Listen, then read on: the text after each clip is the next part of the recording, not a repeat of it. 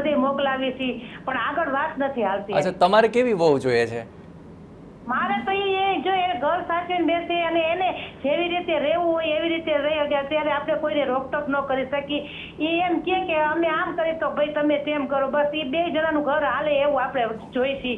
આપણે કોઈ આપણી દીકરી તરીકે રાખવાની, કોઈ એને એના માવતરની યાદ ન આવે એવી રીતે રાખવાની। જેવો આપણો જેવો સમય જેટલું આપણે ભક્તિમાં જીવન જીવી। તમને ખબર છે આજકાલ આવા સાસુ મળવા બહુ મુશ્કેલ હોય છે। તમે આટલી બધી છૂટછાટ આપવા તૈયાર છો, આટલી બધી વસ્તુ કરવા તૈયાર છો, આપનું વહુનું સપનું ક્યારે પૂરું થશે? ચલો કુંડલીની દ્રષ્ટિએ જોઈ લઈએ। હેમલભાઈ, આખરે આટલા સારા સાસુ મળવાના હોય અને છતાંય કામ ન થતું હોય તો આપણે ચોક્કસપણે કોઈ સચોટ ઉપાય બતાવવો પડશે। ભાઈ, તમારી વાત બિલકુલ સાચી છે કે સાસુના વિચાર જોઈને જલ્દી કોઈ હા પાડી દે।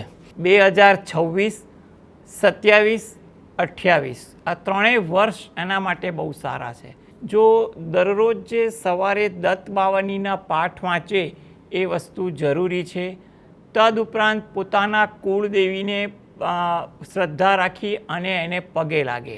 ગુરુવારના દિવસે કોઈ શંકર ભગવાનનું મંદિર હોય ત્યાં દર્શન કરવા જાય અને બહાર પીપળાના વૃક્ષને જળ વડે સિંચન કરી અને પ્રદક્ષિણા ફરે અને આશીર્વાદ માગે। તેમજ ચપટીક ચણાની દાળ પક્ષીના ચણ તરીકે ત્યાં મૂકે, જેથી કરીને એને થોડોક પુણ્ય પ્રભાવ વધે।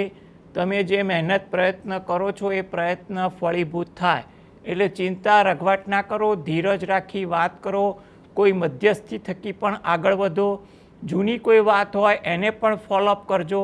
સમય અત્યારે સારો ચાલી રહ્યો છે એટલે કોઈક જગ્યાએ વાત નક્કી થાય તેવું બની શકે।